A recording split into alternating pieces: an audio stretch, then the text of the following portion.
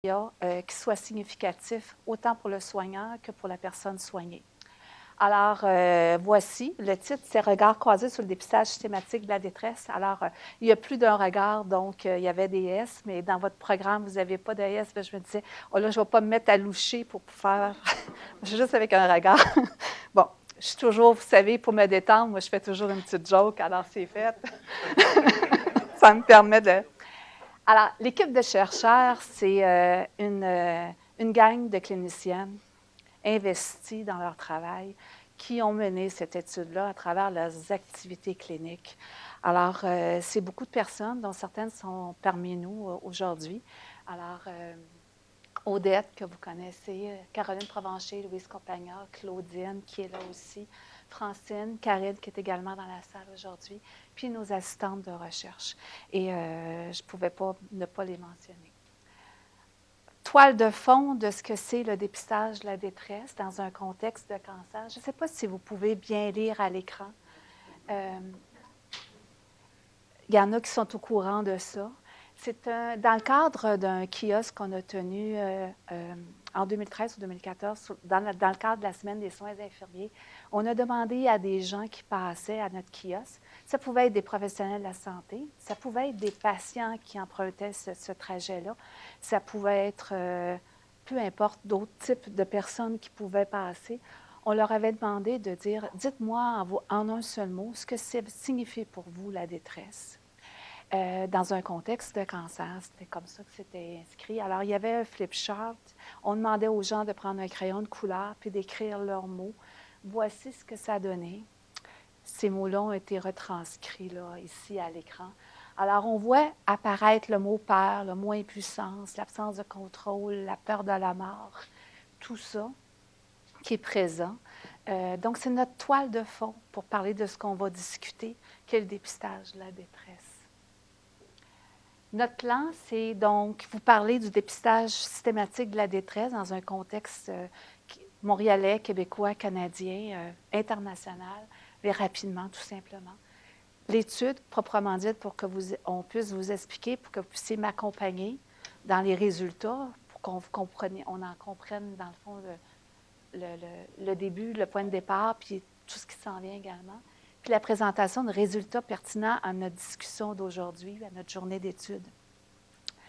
Alors, je ne pouvais pas non plus ne pas remercier les gens qui ont collaboré financièrement, qui ont soutenu l'étude. Donc, l'Association canadienne des infirmières en oncologie, on a obtenu une bourse de recherche, le Centre d'excellence en soins infirmiers de notre Maisonneuve-Rosemont, de notre installation Maisonneuve-Rosemont.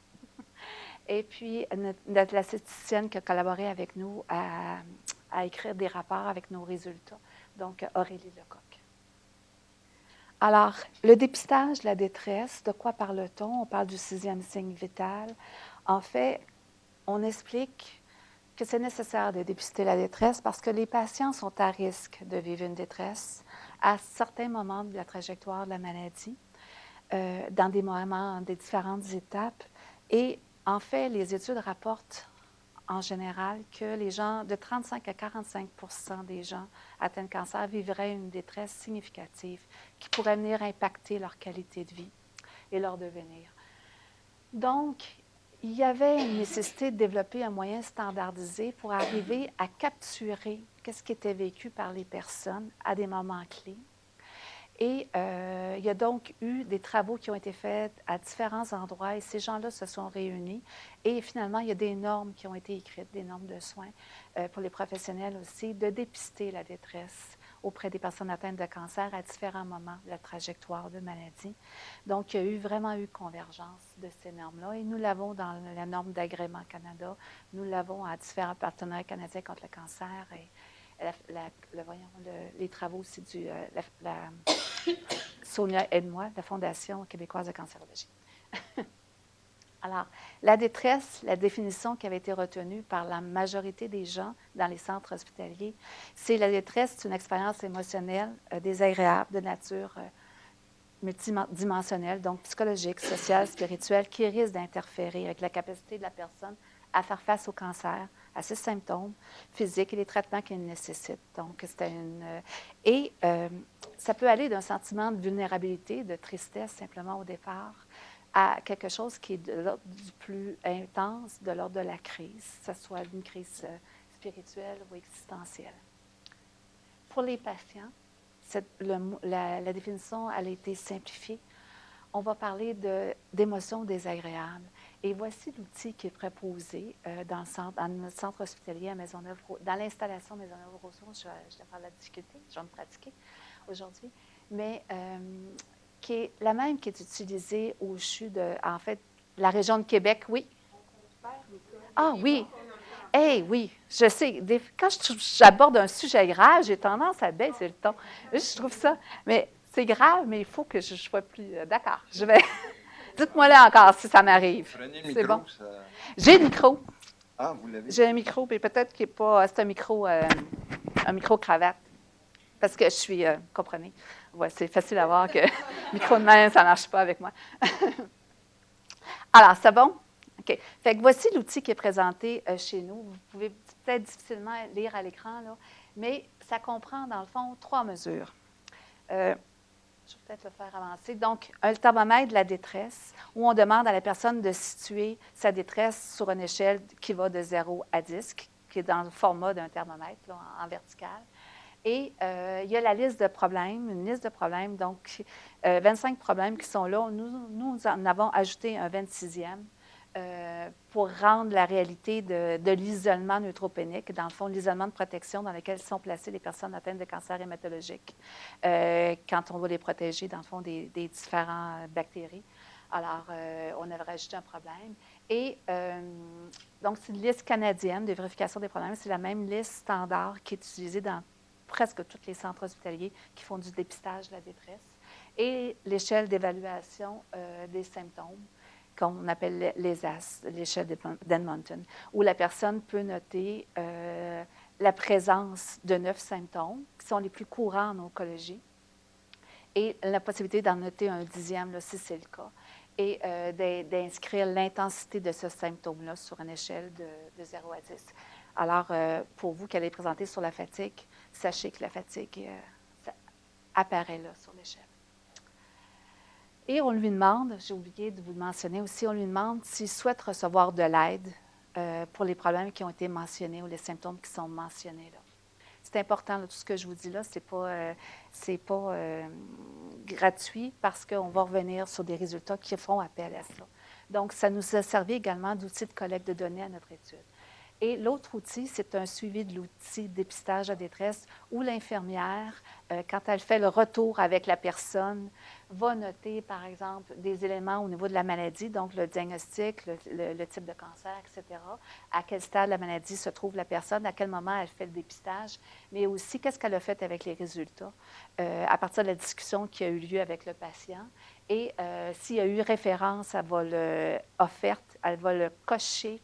Et si la référence est acceptée par la personne, elle va le noter aussi. Et si ça n'a pas été accepté, le pourquoi du pourquoi également doit se figurer là.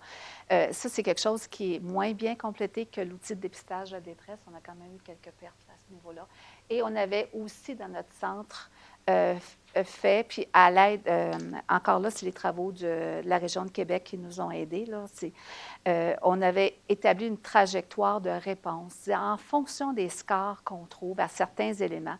Donc, si on a une détresse de 5 et plus, et que ça concernait des problèmes de type émotionnel, par exemple, il pouvait avoir offre de référence vers un psychologue ou un psychiatre, dépendamment de la nature de ce qu'on observait, pour qu'il y ait une évaluation en psycho-oncologie, parce qu'on pensait que la détresse pouvait être de nature à nécessiter une évaluation. Donc, notre seuil de référence clinique, c'est 5 dans notre centre hospitalier. Ça peut varier d'un centre à l'autre. Parfois, c'est 4 qu'on retrouve.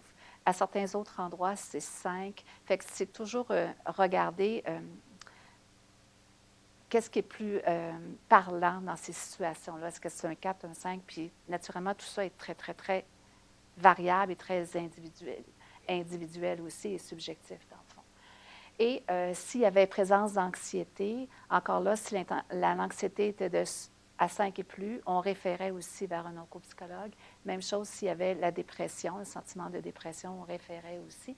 Sinon, en fonction des problèmes qui sont présentés, on oriente différemment. On peut orienter différemment. Toujours, ça va dépendre de la conversation qu'on a avec la personne, donc d'orienter vers le travailleur social ou un autre intervenant, par exemple. Ou ça pouvait être l'équipe soignante comme telle. Alors, les buts de l'étude, ce que nous avions en tête quand on a commencé, c'était de brosser un portrait de la détresse de 2 clientèles atteintes de cancer dans notre établissement, qui était la clientèle atteinte de cancer du sein, la clientèle atteinte de cancer hématologique, de décrire la perception de ces patients-là à l'égard du dépistage systématique de la détresse, de décrire la perception des infirmières à l'égard de la détresse également, et comment se faisait de mieux comprendre le contexte dans lequel se fait le dépistage systématique de la détresse. Donc, le contexte organisationnel, dans quel lieu on fait ça, mais aussi qu'est-ce qui se passe chez l'infirmière, qu'est-ce qui se passe chez le patient qui peut venir influencer la façon dont ça va être complété. Donc, on en arrive, là, je vous présente vraiment quelques résultats seulement de notre étude de la phase 1. Qui était de la détresse de nos patients, donc atteints de cancer du sein, cancer hématologique. Alors, on a eu 500, dans le fond, il y a 582 offres d'outils de dépistage qui ont été faites dans notre année d'études. Là-dessus, il y a 532 personnes qui ont complété un outil de dépistage de la détresse. Alors, on avait 289 femmes atteintes de cancer du sein, ensuite, 243 personnes atteintes de cancer hématologique, dont une majorité étaient des hommes, 151 hommes. Ce qui est assez rare dans les études de trouver plus d'hommes que de femmes. Puis ça, ce que je vous dirais, que ça peut venir teinter certains de nos résultats aussi. Nos patients atteints de cancer hématologique, vous savez, ça peut survenir plus tôt dans la trajectoire de vie des personnes. Donc, ils étaient en moyenne 10 ans plus jeunes que les femmes atteintes de cancer du sein. Et ça aussi, ça vient influencer à quel moment, quand on est diagnostiqué d'un cancer, où est-ce qu'on se situe dans notre vie? Est-ce qu'on est au travail? Est-ce qu'on est à la retraite? Tout ça aussi vient influencer quel genre de problème qu'on va vivre, évidemment. Vous le saviez mieux que moi, sans doute. Alors, principalement, ce qu'on avait comme diagnostic pour les cancers hématologiques, c'était des personnes atteintes de leucémie. Donc, et parmi eux, une majorité qui va être atteinte de leucémie myéloïde aiguë, ce qui veut dire qu'on doit traiter rapidement, sinon c'est la mort qui peut attendre la personne rapidement également. Donc, avec une annonce de diagnostic parfois qui venait de se faire. Alors, voici le contexte dans lequel, des fois, on dépistait la détresse pour nos patients atteints de cancer hématologique parce qu'on le faisait au moment de l'admission.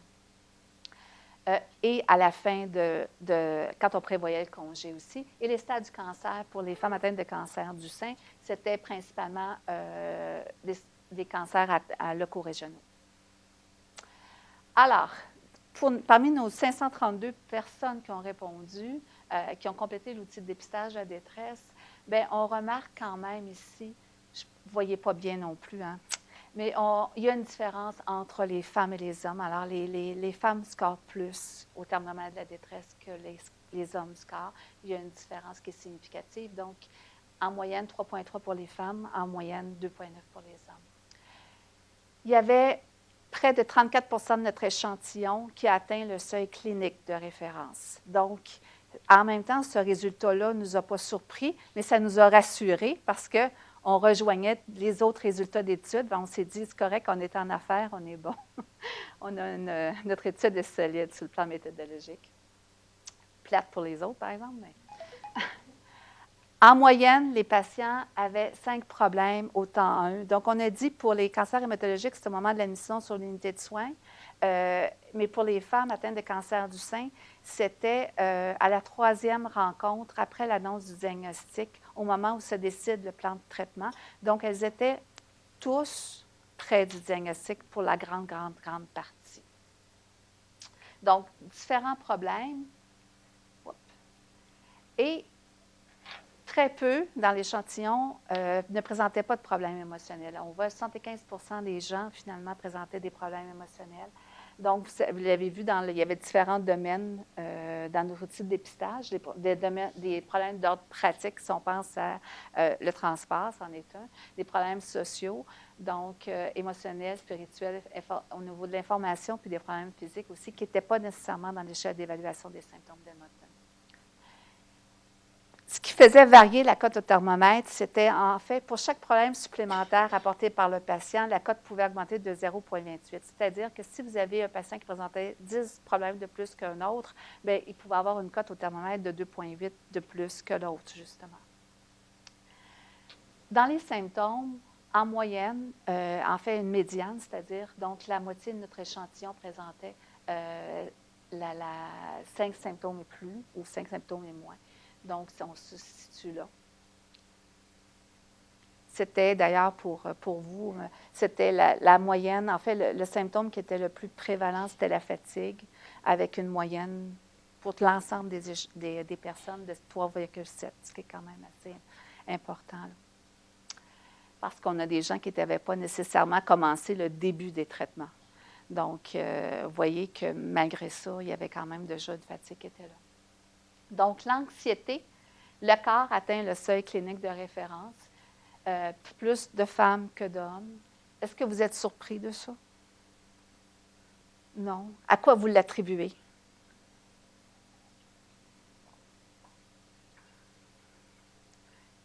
Toutes les réponses sont bienvenues.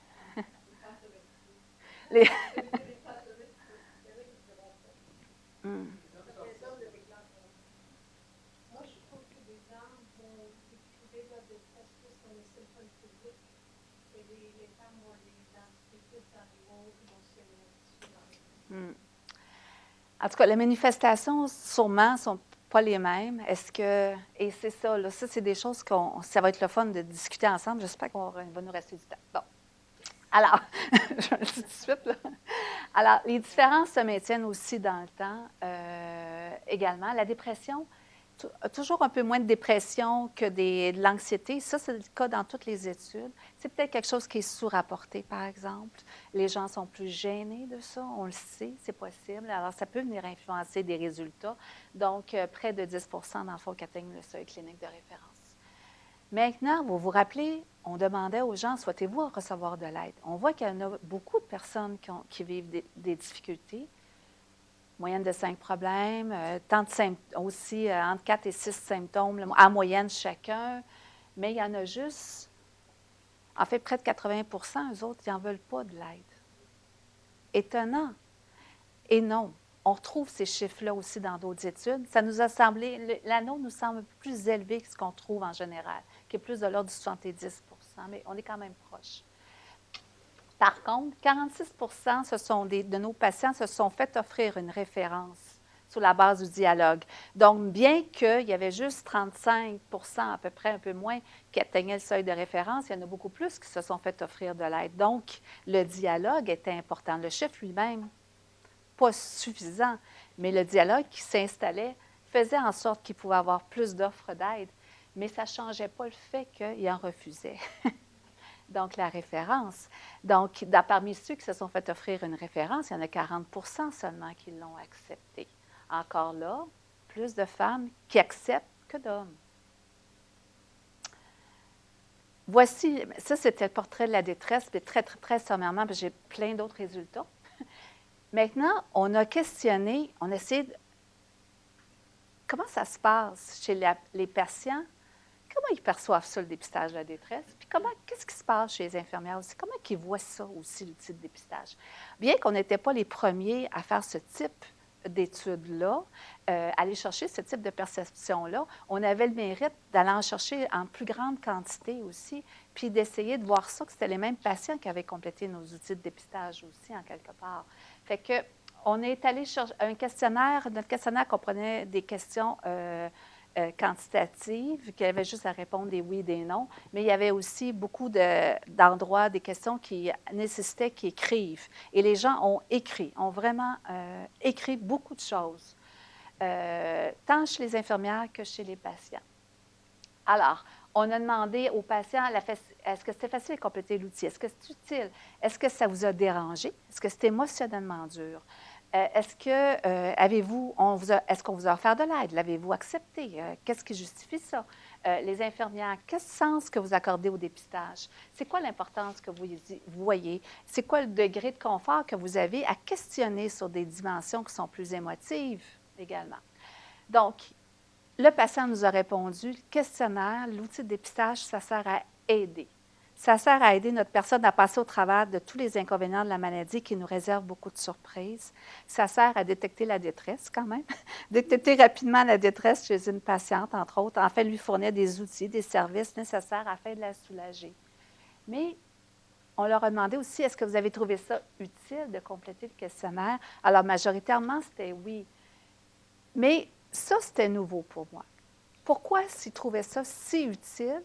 C'était à cause que ça leur permettait, au moment qu'ils complétaient, de prendre connaissance de comment ils se sentaient à ce moment-ci.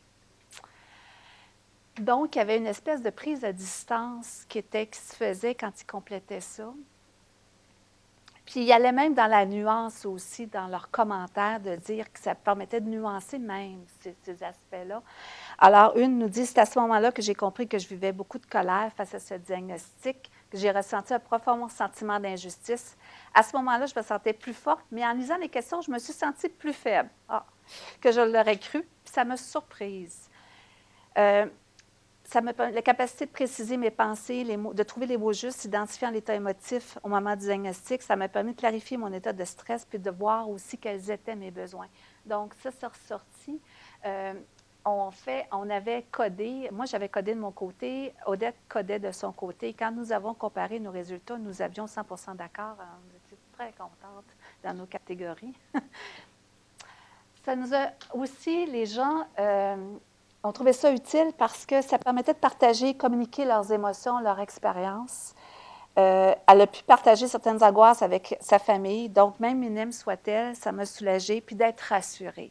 Alors, même si je n'accepte pas de l'aide en ce moment, même si je me sens bien en ce moment, moi, ça me rassure. C'est ce qu'ils nous disent. Car après l'annonce d'un cancer, on se sent dépassé par les événements. Il est bon de savoir que l'on peut obtenir de l'aide.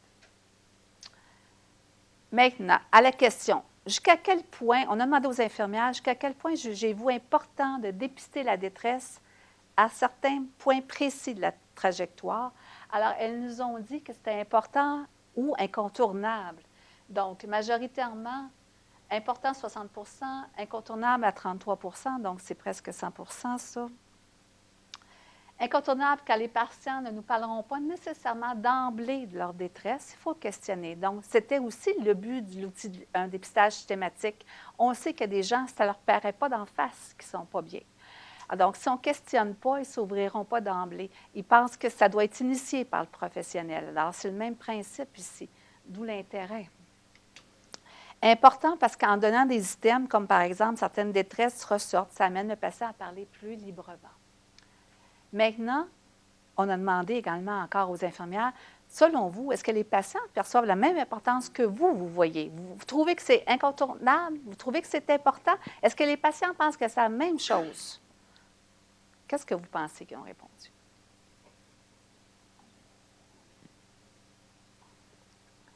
Je ne sais pas ce que ça veut dire, votre petit rire.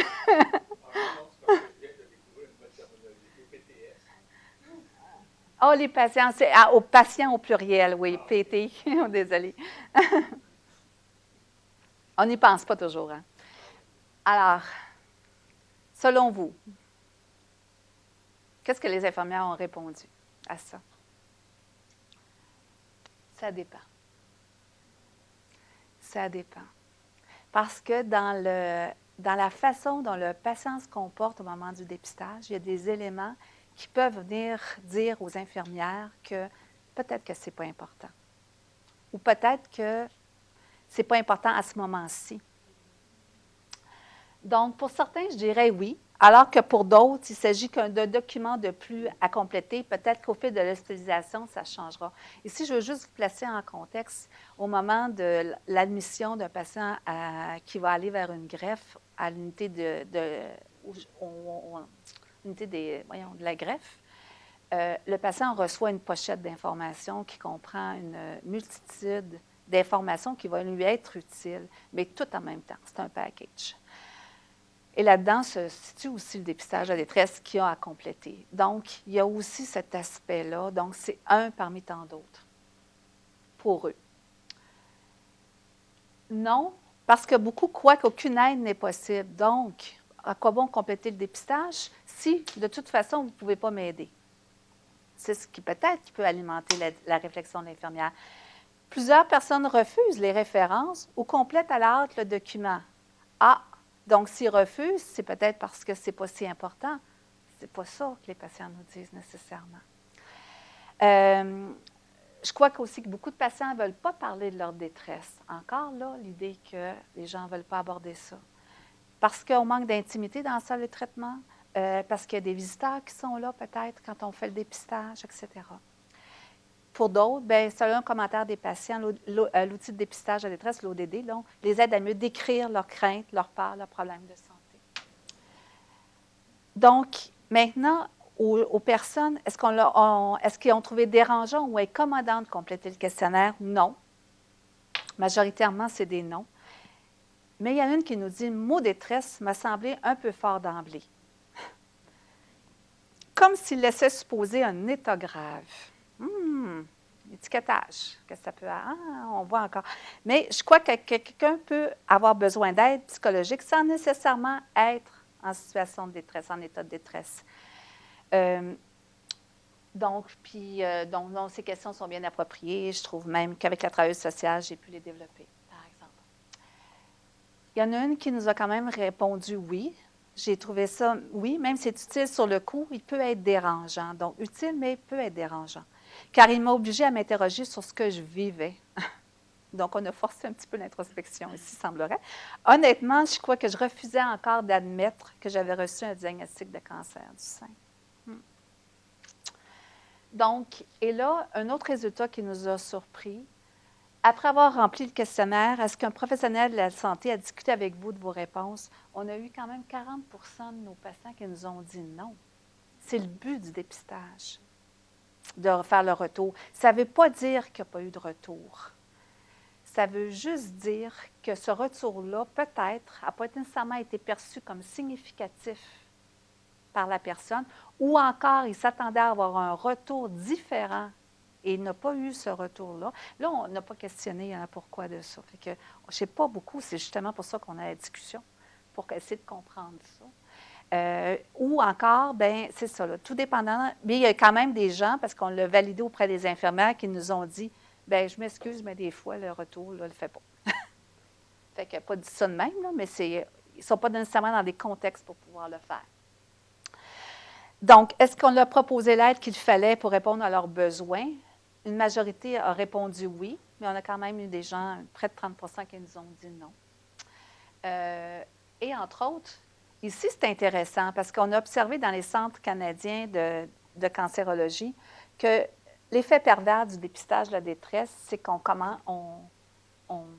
oriente assez rapidement, des fois, vers un psychologue, alors que peut-être ce qu'on a besoin de faire, c'est simplement d'écouter la peine qui est là cette journée-là, avant d'orienter.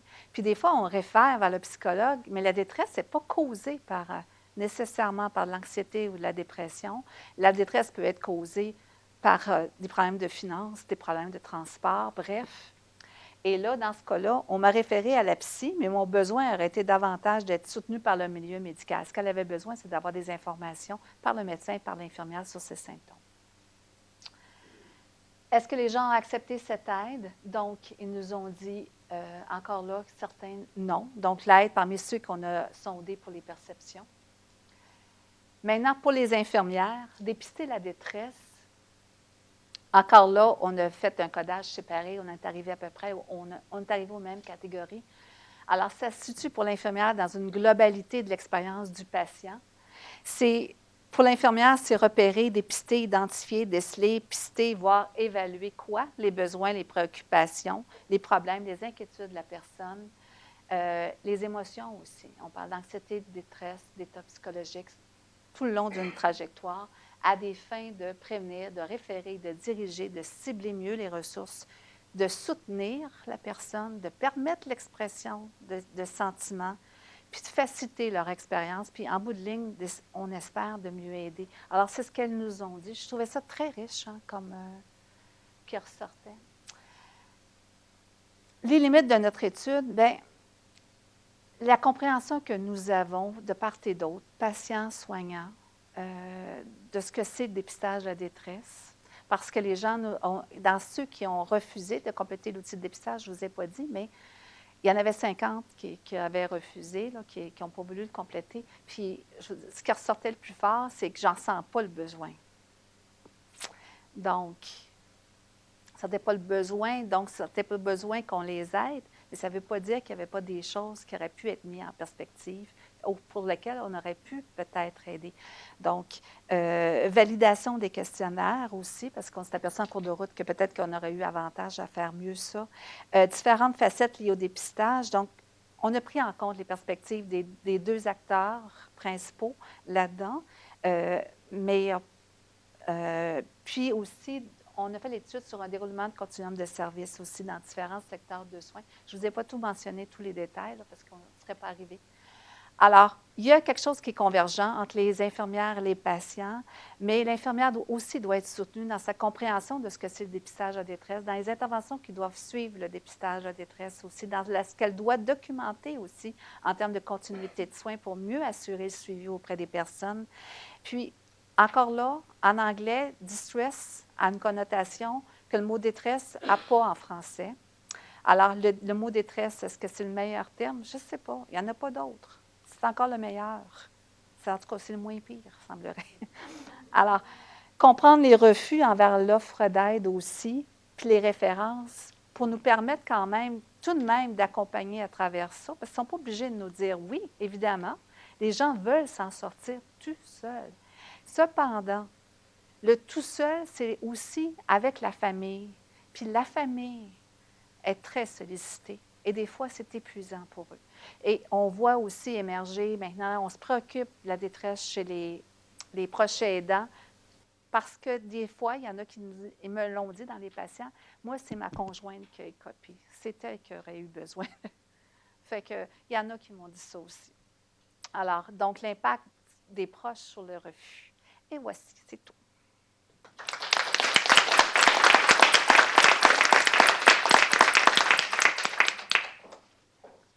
Est-ce que je... merci, Nicole. J'inviterai Mme Patnaud de venir nous rejoindre. C'est ouvert pour quelques questions, commentaires. Joanne, oui.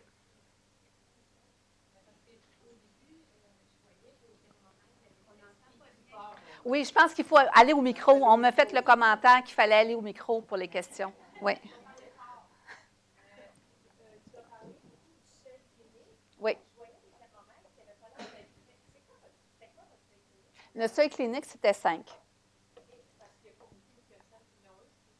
Non, il y a 35 qui ont atteint le seuil clinique de référence, mais il y a des gens qui nous ont coté 1, 2. Donc, la moyenne, c'était vraiment ça. Donc, la moyenne n'était pas très élevée, mais il y en a quand même 34 de notre échantillon qui ont atteint le seuil clinique. Je vous demanderai d'aller au micro pour les questions parce que sinon, vos questions ne seront pas dans la vidéo qu'on va déposer. C'est important pour celui qui va l'écouter parce que ça fait un vide. Oui.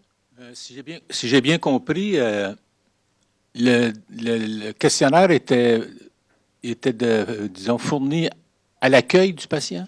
En fait, ça dépendait des clientèles. Donc, pour la femme atteinte de cancer du sein, il était remis par l'infirmière lors de sa 3e rencontre la première fois qu'il était remis, parce qu'il y avait différents temps dans l'étude. Il était remis à 4 moments possibles pour les femmes atteintes de cancer du sein. Donc, mais on a considéré que les résultats du temps 1, du temps 2, puisqu'il y avait suffisamment de personnes qui ont complété pour qu'on puisse le faire. Donc, pour les femmes atteintes de cancer du sein, c'était à 3e rencontre médicale, au moment qu'ils se décident le plan de traitement, c'était là que c'était fait. Pour les patients atteints de cancer hématologique, c'était au moment d'une admission, donc au moment d'une hospitalisation. Ça pouvait être dans un contexte que le patient allait subir une greffe de cellules hématopoïétiques, mais ça pouvait être un nouveau diagnostic de leucémie, qui venait de se faire dans les 24-48 heures auparavant. Ça pouvait être une récidive de cancer qui pouvait amener la personne à être hospitalisée, un symptôme, une complication, peu importe, qui amenait la personne à être hospitalisée. C'était notre temps 1. OK. Parce que dans les patients ressources que j'ai rencontrés, il y en a qui se retrouvaient, par exemple, à recevoir une masse d'informations à l'accueil, par exemple, dans un CHSLD, alors que leur seule préoccupation, c'est « je veux visiter ma chambre, je veux voir ce que ça a l'air ».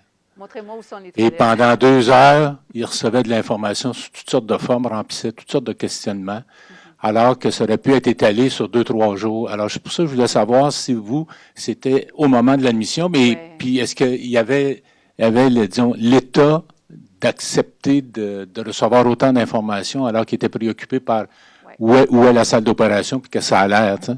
Oui, mais c'est excessivement pertinent ce que vous amenez là, parce que c'est toujours la question de remettre l'information au bon moment, au moment opportun.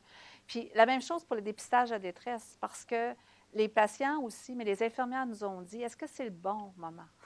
Est-ce que le timing est bon pour faire ça? Puis possiblement que ce n'est pas le meilleur, nécessairement. Quand je parle à l'admission, c'est dans les 24-48 heures qui suivent l'admission. Donc, on pouvait l'avoir remis, mais la personne le complétait beaucoup plus tard. Fait qu'il y a aussi ça, là, on prenait ça en considération. C'est sûr qu'il n'y a jamais d'obligation, mais l'histoire de tout recevoir alors que ce n'est pas ça ma préoccupation, ce n'est pas gagnant. On le sait. Et quand on fait ça, on s'est dit, on se donne beaucoup de bonne conscience, hein? Puis on répond à des normes, puis, mais dans le fond, ce que ça vaut sur le plan pour le patient, des fois, je le questionne comme vous, puis on est plusieurs à se le questionner, mais quand on regardait avec les gens, ce serait quoi le meilleur moment, bien, il n'y en avait pas de meilleur non plus, pareil. Fait que... Moi, je suis perplexe parce que ce questionnaire-là, c'est très engageant pour la personne. Mais je vais vous donner un exemple en classe pré-chirurgie de cancer du sein. Il y a, mettons, en général, une dizaine de personnes. Et on offre aux gens, à la fin, de compléter, parce qu'avec la confidentialité, juste un formulaire qui dit « J'accepte de recevoir de l'information ». Puis là, ils peuvent donner soit leur courriel, soit leur numéro de téléphone. Et même ça, moi, je n'en reviens pas d'une certaine façon. Il y a en général 3 personnes sur 10 qui complètent ce formulaire-là, qui les engage à rien du tout. Fait qu'imaginez un questionnaire sur le dépistage de la détresse. Et ça, pour moi, c'est une question que moi, comme patiente, je ne comprends pas. Je ne comprends pas que les gens ne veuillent pas avoir de l'information même sur de l'aide. Alors, je ne sais pas s'il y en a d'autres ici qui ont la même expérience, mais fait que la détresse, c'est un cran plus haut d'en parler. Oui, il y a la notion de confiance. Hein? Comment tout est beaucoup aussi dans la façon que l'outil est présenté, le pourquoi de l'outil peut venir jouer sur la confiance que la personne a à compléter ça avec, pas rigueur, c'est pas le mot, mais de dire, je vais inscrire vraiment ce que je ressens, ce que j'ai vécu de problèmes dans la dernière semaine, comment je me ressens dans les dernières 24 heures, par exemple, pour ce qui est de Les infirmières nous ont amené aussi la notion de confiance également. Est-ce que la relation de confiance est là pour nous permettre de le faire? Des fois, l'outil va permettre de créer cette relation-là.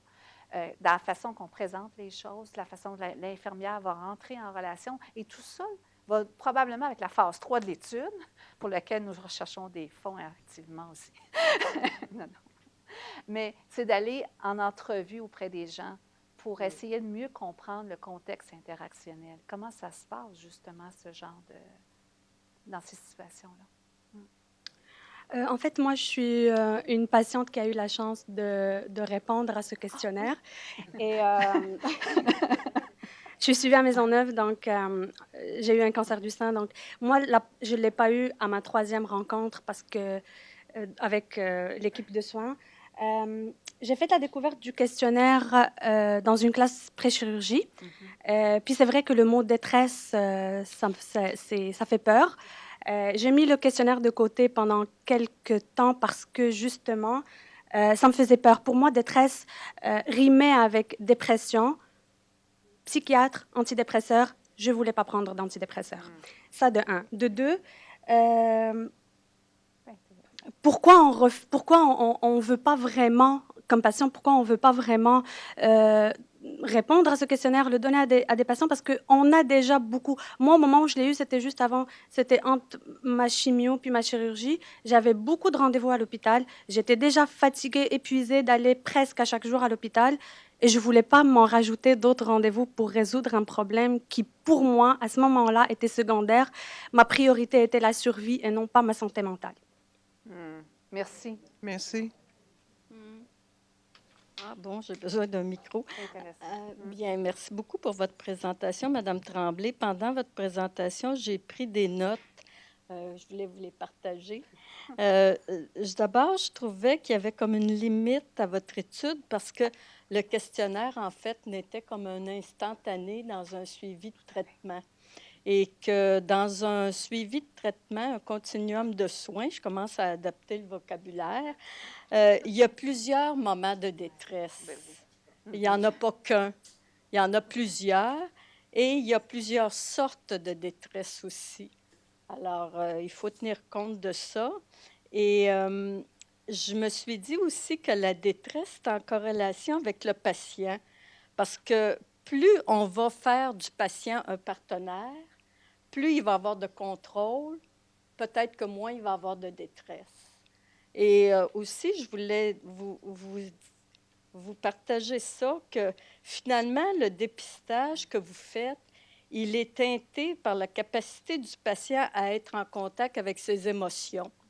Parce qu'on est dans la maladie, ce qu'on est dans la vie, je me répète, mais je pense que ça fausse les données parce que certaines personnes ne sont pas capables de verbaliser ou de nommer ce qu'ils vivent. Et par rapport à la présentation qui a précédé, je pense que des fois, la détresse, elle arrive après le traitement. Tout à fait. Alors, peut-être qu'après le traitement, il y aurait lieu de continuer ce questionnaire-là et de se demander, parce que la détresse n'est pas due, non, quand on est en traitement, on est en action. C'est quand l'action se termine que le vide se fait, que les questions se posent et que la détresse apparaît. Oui. C'était identifié, le moment de la fin des traitements est identifié comme un moment clé pour faire une autre passation d'outils de dépistage de détresse par toutes les équipes, dans le fond, qui ont réfléchi au dépistage de détresse, d'ailleurs, justement. Et ce serait l'occasion, lors de la rencontre de fin de suivi, justement, non seulement de remettre le plan de suivi, mais aussi possiblement de remettre un autre outil de dépistage. Puis, même si les gens ne codent pas fort des fois, on a vu tous les genres. Hein? On a vu un problème coté à 10, puis une personne cotée 10. Puis on a vu des gens cotés 1, 2, puis cocher presque tous les problèmes. Je les ai vus, ces choses-là. Mais fait que les gens peuvent quand même s'exprimer sur la liste de problèmes qu'ils ont traversés dans la dernière semaine, mais sans nécessairement se sentir en détresse et sans nécessairement vouloir avoir de l'aide. Et puis ça, il faut miser sur les forces de la personne, les faire émerger. Puis c'est ça que c'est révélateur aussi, que c'est intéressant, ça. Mais il y a aussi le stigma peut-être associé à dire, bien, moi, j'associe ça à la dépression. Je ne me sens pas en dépression. Il n'est pas question que je vois un psychologue. Et puis, parlez-moi pas d'antidépresseurs. En tout cas, moi, sûrement qu'il y a de ça. Puis chez les hommes, puis on a vu, là, parce que, puis là, je ne vous ai pas parlé pour parler de sexualité, nos hommes, ils nous ont coché sexualité bien plus que... Ils en l'ont dit. Fait qu'ils ne l'ont peut-être pas mentionné comme quelque chose qui était, mais il y en a beaucoup plus qui l'ont coché, ce thème-là. D'ailleurs, c'était une des... c'est toutes des choses que j'aurais aimé vous partager, mais que je n'ai pas pu le faire, mais entre autres. Alors, merci beaucoup, Nicole. Oui. Donc, j'inviterai M. Jean Richon à venir nous parler de la fatigue. Faut-il être en santé pour se faire soigner? Oh, j'ai fait le micro.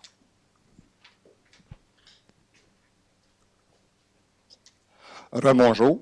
Je me sens un peu dans la même situation que lors de mes traitements, c'est-à-dire que je ne passe pas à l'heure de mon rendez-vous.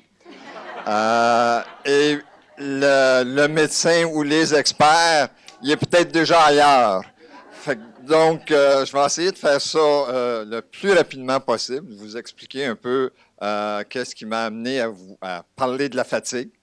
Moi, j'ai été victime d'un cancer au niveau de la gorge, en 2003. À ce moment-là, on ne parlait pas de patient partenaire, mais par contre, moi, j'ai réclamé des choses. Fait que j'étais peut-être déjà un précurseur du patient partenaire. La fatigue, pourquoi j'ai choisi ça? C'est parce que j'ai fait aussi quelques recherches, puis j'ai vu que c'était, moi je l'ai vécu fortement, mais que je n'étais pas le seul. C'est un des symptômes, c'est le symptôme numéro 1.